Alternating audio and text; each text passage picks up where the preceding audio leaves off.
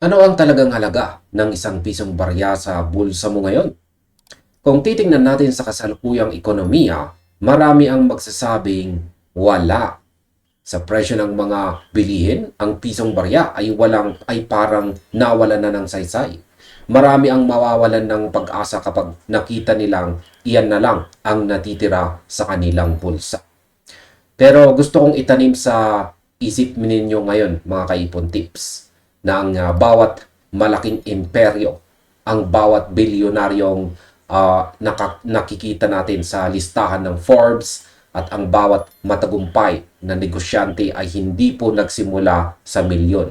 Sila ay nagsimula sa kanilang unang hakbang. At madalas ang unang hakbang na iyan ay ang pagkakaroon ng disiplina sa kanilang unang piso. Kaya sa video na ito ituturo ko sa iyo ang 7 mahalagang tips kung paano mo mapapalago ang 1 piso patungo sa iyong pangarap na buhay. Ito ay hindi tungkol sa magic. Ito ay tungkol sa pag-unawa sa proseso ng pagpapalago.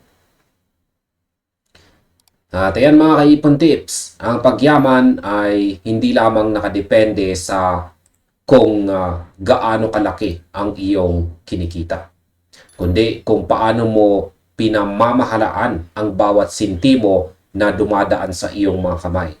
Ang pagyaman ay nagsisimula sa mindset. Maraming tao ang nakatuon sa resulta, ngunit nakakaligtaan nila ang pundasyon. Kaya pag-uusapan natin dito ang sikreto sa pag-ipon at pagpapalago ng pera, kahit gaano pa kaliit ang iyong panimula. Kaya handa ka na bang baguhin ang iyong pananaw? Simulan na natin sa ating pinakaunang tip. At ang tip number 1 natin ay baguhin ang tingin sa pera. Yan ang tinatawag na rin the mindset shift. Yan, ang unang hakbang ay ang pagbabago sa iyong psychological relationship sa pera. Huwag mong maliitin ang maliit na halaga. Ang piso na hawak mo ay isang seed. Yan. Sa mundo ng finance, ang pera ay enerhiya. Kung wala kang respeto sa piso, bakit ka pagkakatiwalaan ng malaking halaga? Ang mindset ng isang taong yumayaman ay laging nakatingin sa potensyal ng paglago. Ang bawat piso ay isang sundalo na dapat mong ipadala para magtrabaho para sa iyo. Kung ang tingin mo sa piso ay basura lamang, mawawala ito sa iyo nang hindi mo namamalayan. Ngunit kung ituturing mo ito bilang binhi, maghahanap ka ng paraan kung paano ito patutubuin. Ito ang tinatawag na financial respect. Ang tip number 2, gamitin ang free capital. Yan ay ang oras at lakas. Dahil ang pera mo ay limitado, ang iyong tunay na puhunan ay ang iyong oras at lakas. Sa digital age natin ngayon, ang impormasyon ay halos libre na. Gamitin mo ang internet hindi para sa entertainment, kundi para sa edukasyon. Mag-aral ng bagong high-income skill gamit ang libreng resources dito sa YouTube, articles o iba pang online platforms. Ang kaalaman ang magpapalaki sa halaga ng piso mo. Halimbawa, kung alam mo ang video editing, coding o digital marketing, ang piso mo ay maaaring maging 100 pesos dahil sa serbisyong kaya mong ibigay. Kaya huwag mong sayangin ang oras mo. Iyan ang kapital na hindi mababawi kung mawala. Tip number 3, iwasan ang leaking pocket syndrome. Kahit piso lang ang pera mo, dapat mong malaman kung saan ito napupunta. Maraming tao ang may leaking pocket syndrome. Ito yung habit na gumagastos sa mga bagay na hindi naman kailangan dahil mura lang naman. Ang pisong ginastos mo sa isang bagay na walang return o walang silbi ay isang pisong nawala sa iyong puhunan. Disiplina ang susi rito. Dapat mong subaybayan ang iyong cash flow. Kahit gaano kaliit, kung kontrolado mo ito, mas madali mong makokontrol ang libo at milyon sa hinarap. Ang pagkakaroon ng listahan ng iyong gastos ay isang habit na magtuturo sa iyo ng financial responsibility. Tip number 4, maghanap ng sweat equity job. Yan, sweat equity job. Dahil wala ka pang malaking pera para i-invest sa stocks o real estate, kailangan mong pumasok sa mundo ng sweat equity. Ito ay ang pagtatrabaho kung saan ang iyong pawis at effort ang iyong puhunan. Mag-alok ng serbisyo gaya ng paglilinis ng bahay, pag-aalaga ng mga alagang hayop, o pagiging virtual assistant para sa mga maliliit na negosyante. Ang bawat pisong kikitain mo rito ay dapat mong itabi. Ang layunin dito ay dagdagan ang iyong 1 piso hanggang sa maging 10 pesos, 50 pesos, o 100 pesos. Huwag kang mahiya sa simula. Ang lahat ng malalaking kumpanya ay nagsimula sa pagtatrabaho ng husto. Tip number 5. The power of compounding interest. Kahit sa gawa. Kapag nakakaipon ka na ng maliit na puhunan, huwag mo munang gastusin sa luho. I-invest mo ito para manganak. Maaari mong gamitin ang maliit na perang ito para bumili ng paninda na pwede mong i-repack o ibenta ng mas mahal. Ang perang kinita mo ay ibabalik mo ulit sa negosyo.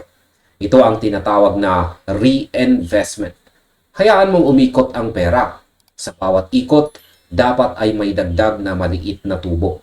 Ang ganitong cycle ang magpapatunay na ang paglago ay hindi nangyayari sa isang gabi, kundi sa paulit-ulit na proseso. Tip number 6. Surround yourself with rich minds.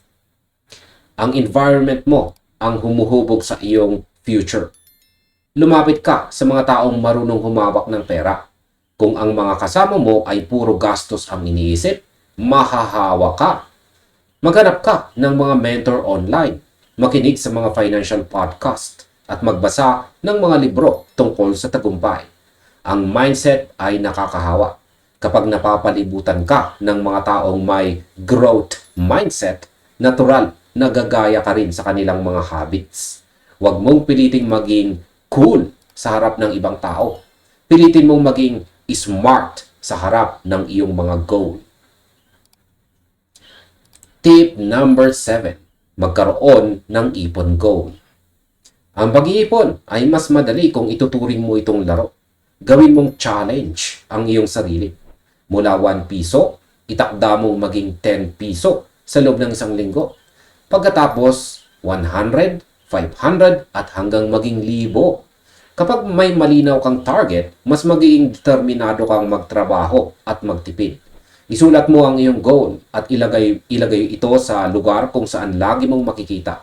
Ang pagkakaroon ng visual marker ng iyong success ay nagbibigay ng dopamine rush na magtutulak sa iyo na magpatuloy.